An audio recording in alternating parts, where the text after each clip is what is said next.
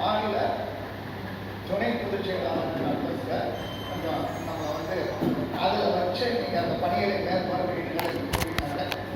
அதிலே ஒரு சென்ற நமக்கு ஜூன் மாதம் நடந்த கொல்லிமலை பொதுக்குழு கூட்டத்தில் என்னை ரிலீவ் பண்ணி விட்டுருங்க. ஏன்னா எனக்கு 27 வயசு ஆகும்போது 27 வயசுக்கு மேலே கொரோனாவில் தொண்டை வேற போயிடுச்சு. அதனால் அந்த 27 வயதை கருத்தில் கொண்டு எனக்கு ஓய்வு கொடுக்கன்னு கேட்டேன். அப்படியெல்லாம் ஓய்வு கொடுக்க முடியாது அப்படின்னு சொல்லி கொல்லிமலைக்கு வந்தவங்களுக்கு தெரியும். என்னை வாழ்ந்தா துணை பொதுச் செயலாளர் லைஃப் இருக்கிற வரைக்கும் என்னை குறைக்க முடியாது. என்னன்னா ஒரு தங்கத்துக்குள்ள இந்த செய்யறதுக்கு அணைச்சோம். அதனால நம்ம அந்த பணிகளை இந்த நிலைக்கு நீங்கள் ஒவ்வொருவரும் ஒன்றும் கிடையாது. நம்மளுடைய உழைப்பு, நம்மளுடைய முயற்சி, நமக்கு வரக்கூடிய சோதனைகளை எதிர்நோக்கி நமக்கு பணமெல்லாம் கொடுக்குறாங்க. வாங்காம நியாயமான முறையில் பாடுபட்டால் உயர்வு கட்டாயமாக கிடைக்கும். இதை நான் அந்த கூட்டத்தில் முதல்ல சொல்லிக்கிறேன். அடுத்தபடியாக 10 ரூபாய் இயக்கம் அப்படின்னா என்ன, அதை முதல்ல நீங்கள் தெரிஞ்சுக்கணும். அரசாங்கத்திற்கு ஒரு பணம் நம்ம கொடுக்குறோம்னா தாலுகா ஆஃபீஸில் வேறு ஏதாவது பணம் கேட்குறோம், ஒரு சான்றிதழ் கேட்குறோம்னா 2 ரூபாய்க்கு ஸ்டாம்பு கொடுத்தா போதும். நகராட்சிக்கு, மாநகராட்சிக்கு, பேரூராட்சிக்கு 5 ரூபா கொடுத்தா போதும். சாதாரண மனுக்களுக்கு தகவல் அறியும் உரிமை சட்டத்தின் கீழ் ஒரு வெள்ளக்காரத்தில் யாருக்கு வேணாலும் தகவல் கேட்கலாம். அந்த அதிகாரிக்குன்னா 10 ரூபாய்க்கு நம்ம கட்டணம் செலுத்தணும். 10 ரூபா கட்டணத்தை ஸ்டேட் பேங்க் ஆஃப் இந்தியாவில் கட்டலாம். அப்படி இல்லைன்னா பிரசிடென்ட் சலானில் கட்டலாம்னு அந்த கோடு வேடு கெட்டா பர்ஃபார்மன்ஸ்லாம் எழுதுறதுக்கு சிரமமாக இருக்குங்கிறதுனால 10 ரூபாய்க்கு கோர்ட்டு ஃபீஸ்டாக போட்டுனா போதும் அப்படின்னு சட்டம் சொல்லிடுச்சு. அந்த 10 ரூபா ஒட்டி நம்ம மனு கொடுத்தாதான் அது தகவல் பெரும் உரிமை சட்டத்தின் கீழ் மனுவாக ஏற்றுக்கொள்ளப்படும். அதனால் 10 ரூபா நம்ம ஒட்டி கேட்குறோம்ல, அப்படியே நம்ம மற்ற ஒரு பேர் வைக்கிறோம் அப்படிங்கிறதுக்காக ரொம்ப சிந்தனை பண்ணி 10 ரூபாய் இயக்கம் அப்படின்னு நம்ம இயக்கத்துக்கு பேரையே வச்சுருக்காங்க. இதை முதல்ல நம்ம தெரிஞ்சுக்கணும்.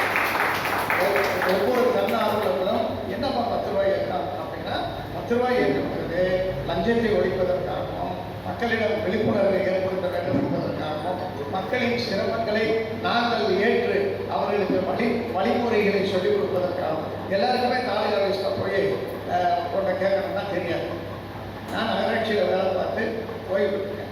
எனக்கு ஸ்டேட் பேங்கில் போய் டெபாசிட் பணம் கட்டுங்கன்னா தெரியாது. இன்னைக்கு ஈஸி ஆயிடுச்சு. 10 வருஷத்துக்கு முன்னாடி கலர் சொல்லுவோம்.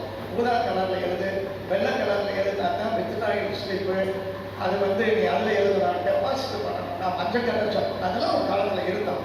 அது மாதிரி வங்கித்துறை அவங்களுக்கு தெரியும், வருவாய்த்துறை அவங்களுக்கு தெரியும். நம்ம எல்லாருக்கும் விவசாயிகளாக இருக்கோம், ஈபியில் வேலை பார்த்துருக்கோம். ஈபியில் பல்வேறு பிரிவுகள் இருக்குது. மானியம் யாருக்கும் போய் கேட்குறது, இதுகளை எல்லாம் நம்மளுடைய இயக்கத்தில் இருக்கக்கூடிய இங்கே இருக்கக்கூடிய மாவட்ட செயலாளர்கள், மாநில அமைப்பில் இருக்கிறவங்க உங்களுக்கு ஒரு கைடன்ஸ் கொடுப்பாங்க.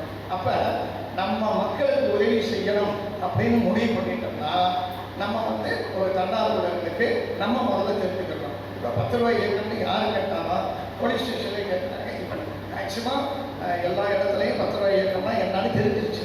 இருந்தாலும் உங்களையே உங்கள் கிராமத்தில் கேட்டால் உனக்கு உதவி செய்யட்டாப்பா நாங்கள் இருக்கிறோம் புரிஞ்சு. இதுக்கு அடுத்தபடியாக வார்டு கிளையில் வந்து நீங்கள் ஐயா விரிவாக சொல்லுவார், ஒரு போர்டு வைக்கும், உங்களுக்கு உதவ நாங்கள் தயார். நம்ம தயாராக, எங்களை அழைப்பதற்கு நீங்கள் தயாரா? இதுதான் வாசம். 10 ரூபாய் இயக்கத்தினுடைய இதை போட்டு நீங்கள் வச்சு உங்கள் செயலாளர், ஒருங்கிணைப்பாளர், ஆலோசனை இருக்கிற ஃபோட்டோவை போட்டுட்டீங்கன்னா 24/7 ஏற்று சென்று பிறப்பு முதல் இறப்பு வரை எந்த உதவியாக இருந்தாலும் மத்திய மாநில அரசுகளிடம் லஞ்சம் கொடுக்காமல் உங்களுக்கு நாங்கள் உதவி செய்து அவைகளை பெற்று தர தயார். போட்டுட்டோம்னா யார் ஒருத்தர் உங்களை பார்த்து கூப்பிட்றாங்களோ அவங்களுக்கு நீங்கள் உதவி செய்யலாம். இதுதான் நம்மளுடைய பேசிக். இதை நீங்கள் தெரிஞ்சுக்கிட்டீங்கன்னா வாழ்க்கையில் மிகப்பெரிய அந்தஸ்து வரலாம்.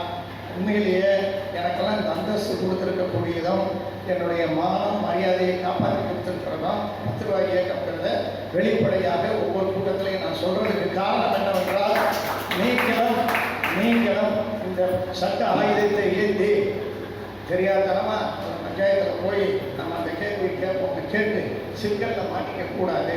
அப்போ அதை எப்படியா நம்ம சரி பண்ணலாம்? சிம்மக்கல்ல இருக்கிறவரு எங்களுக்கு சொல்லுங்கள், நான் திருவாரூர்காரனை கேட்க சொல்கிறேன், திருவாரூர்காரர் மதுரையில் இருக்கிறவரை கேட்க சொல்லுங்கள், புதுக்கோட்டைக்காரங்களை கேட்க சொல்லுங்கள். அவன் வந்து அந்த ஊரில் வந்து அடிச்சுட்டு போக முடியாது. நம்ம வந்து வீரம். நம்மளை எவனும் நம்ம மேலே கை வைக்கக்கூடாது. ஒரு தன்னார்வலர்கள் 10 ரூபாய் இயக்கம் இல்லை, எந்த இயக்கத்தை சேர்ந்தவர்களாக இருந்தாலும் ஒரு தன்னார்வலர் தாக்கப்பட்டால் முதல் உரிமை குரல் கொடுக்கும் இயக்கம் நம்மளுடைய 10 ரூபாய். இதை நாம் வழிபடுத்துவோம் என்று கூறுகிட்டு ஐயா அவர்கள் நீண்ட நேரம் உங்களுக்கு நிறைய கருத்துக்களை சொல்லுவாங்க, அதை குறிப்பெடுத்துக்கங்க. அதுக்கு அப்புறம் நீங்கள் உங்களுடைய கேள்விகளை கேட்டு சந்தேகங்களை கேட்டுக்கலாம். ஐயாவுடைய விசிட்டிங் கார்டு கொடுக்கலாம். அந்த விசிட்டிங் கார்டில் ஐயாவுடைய தொடர்பு எண் இருக்கும். தயவு செய்து நீங்கள் கூப்பிட்டா அவர் எடுக்க முடியாததுக்கு காரணம் நீங்கள் தெரிஞ்சுக்கிறீங்க. இப்போ மேடையில் உட்காந்து நிறைய எத்தனை ஃபோன் வருது பாருங்க, எடுக்க மாட்டேன். அப்போ திங்கட்கிழமையிலேருந்து வெள்ளிக்கிழமை வரைக்கும் வழக்கறிஞராக கோர்ட்டில் இருப்பார். அப்போ எப்போ பேசுவாங்க? நீங்கள் ஒரு வாட்ஸ்அப் மெசேஜ் போட்டீங்கன்னா நியாயமான, இன்னைக்கு ஒரு 10 பேர் போடுறாங்க, அதில் 6 பேருக்கு உண்மையானது இருக்குன்னா அந்த 6 பேருக்கு ஒரு பதில் கொடுத்துருவாங்க. ஆனால் சந்தேகங்களையும் உங்களுக்கு ஏற்படக்கூடிய ஐயப்பாடுகள், ஏதோ அக்கப்போடு அவங்க இப்படி சொல்லிட்டேன், இவரை ஏதாவது பழி வாங்கி ஆகலாம், என்னையா செய்யலாம், அந்த மாதிரி கேட்கக்கூடிய கேள்விகள் எதுவாக இருந்தால் 24 மணி நேரத்தில் எந்த நேரத்தில் வேண்டுமானாலும் என்னை தொடர்பு கொள்ளலாம் என்ற உறுதிமொழியை குறிப்பிட்டு இந்த பகலில் கிடைத்த சுதந்திரம் அப்படின்னு சொல்றதுக்கு காரணம் என்னன்னா, இந்த சட்டத்தை நம்ம மண்ணின் மைந்தன், சிவகங்கை மண்ணின் மைந்தன் டாக்டர் சுதர்சன நாச்சியப்பன் அவர்கள் மத்திய அமைச்சராக இருக்கும்போது மக்கள் ஜனாதிபதியாக இருந்தால் நம்ம ராமேஸ்வரத்து ஐயா அப்துல் கலாம் ஐயா கையெழுத்து போட்டு 2005 இந்த சட்டத்தை உருவாக்கினார்கள். தமிழகத்தில் இந்த சட்டத்தை முதலாக 1997 கலைஞர் அவர்கள் சட்டத்தை ஏற்றினார். இந்தியாவிலேயே முதல் முறையாக தகவல் அறிய உரிமை சட்டத்தை கொண்டு வந்தது அருணாதனைங்கிற அம்மா IAS தமிழ்நாட்டுக்கு இவங்கெல்லாம் சேர்ந்து பாடுபட்டு உருவாக்கப்பட்ட இந்த சட்டத்தை நம்ம பள்ளிக்கூடத்து மாணவர்களுக்கும் கல்லூரி மாணவர்களுக்கும் நம்மளுடைய வாரிசுகளுக்கும் தெரிவிக்க வேண்டும் என்ற எண்ணத்தில் ஐயா தொடர்ந்து விதை போட்டுருக்காரு. நம்மளாம் என்ன செய்யறோம்? உயிர் தண்ணி ஊற்றி இருக்கணும். அந்த செடியை அரசு அலுவலர்களும் அதிகாரிகளும் MLA MPக்களும் மாவட்ட கவுன்சிலர் போன்ற அரசியல்வாதிகளும் கிள்ளி அந்த செடியை முளைக்க விடாமல் செய்து கொண்டிருப்பதை தடுத்து அது வேறொன்றை ஆழமான போல் வளர வேண்டும். இந்த சட்டமானது பிற்காலத்தில் அனைவருக்கும் தெரிய வேண்டும் என்ற ஒரு கொள்கையின் அடிப்படையில் ஊராக பட்டியலுக்கு எல்லாம் அயராது உழைத்துக் கொண்டிருக்கிற பொதுச் செயலாளர் அவர்களுக்கு நாம் உறுதுணையாக இருக்க வேண்டும் என்று கேட்டுக்கொண்டு எனக்கு வாய்ப்பளித்தமைக்கு நன்றி கூறி விடுக்கிறேன். நன்றி.